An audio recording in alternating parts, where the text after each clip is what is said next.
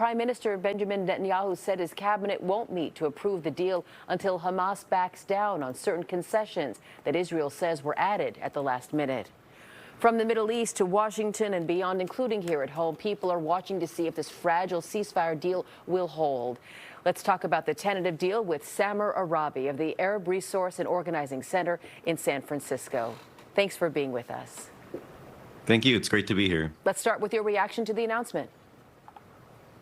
I think like many other people, I'm feeling a mix of emotions. You know, it's hard to really pin down exactly what the feeling is. Of course, there's a lot of elation, you know, there's a lot of hope and optimism that 16 months into this unimaginable war, into this relentless genocide, that people have an opportunity for this to stop. We've been asking for a ceasefire. We've been demanding a ceasefire for 16 months.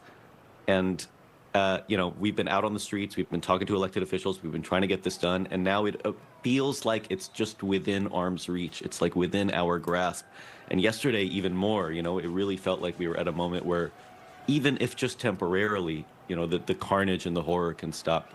And that, it's impossible to not feel a great deal of optimism and hope and elation at that possibility. At the same time, even yesterday, we were talking about the fear that this ceasefire agreement wouldn't go through, and the concern that it would be scuttled by the Israelis. And even yesterday, as far as I understood, they got quotes from the United States, from the various mediators of the process, from Hamas officials, but nothing from the Israeli government, who said that they were still, quote, ironing out details.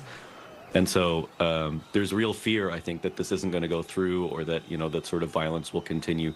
The number of Palestinians killed just in the past 24 hours alone, is something in the dozens at this point. So, I think there's real fear, there's real trepidation, there's dread that we're actually going to stay back at square one. A lot of people holding their breath. Last night we heard the president say the deal would bring Palestinians, in his words, a credible pathway to a state of their own. He talked about a future of normalization for the region. What's your hope in the long term? I think it's the same as I hope most people's expectations of this, which is that everyone can live with peace, freedom, and dignity. And that's, that requires this boot to come off the neck of the Palestinian people. And so for Gaza in particular, we've been so focused on the sort of daily atrocities of this war that it's time to take a step back and start the process of rebuilding and healing.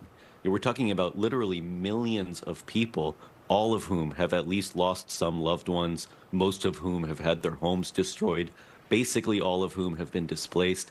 The task of rebuilding and putting things back together and creating a society that has been utterly annihilated by what every human rights organization on earth is calling a genocidal project is going to be a huge undertaking. It's going to take a sort of international consensus of will and work to get this done.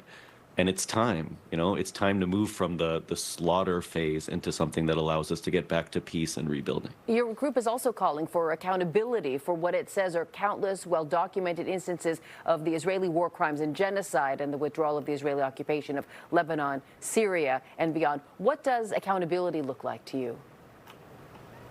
Well, we're talking about what Amnesty International, Human Rights Watch, Doctors Without Borders, all these other institutions are calling genocide. These are acts of genocide, the explicit attempt to wipe out a people in whole or in part. And there needs to be accountability for that at the international level. And so our demands are basically the same as the demands being put out by any of those organizations, right? Doctors Without Borders is saying international bodies, and of course states, particularly those in the West, have a responsibility to stop arming this genocidal project. And so an arms embargo, an immediate arms embargo on Israel is a critical step in this process. And as we've seen today, there seems to be no indication that Israel is willing to stop the bombardments and the attacks unless they're sort of being compelled to do so.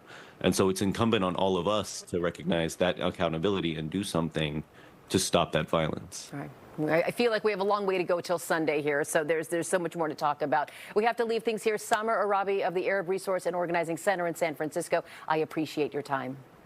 Thank you. Great to be here. Thank you.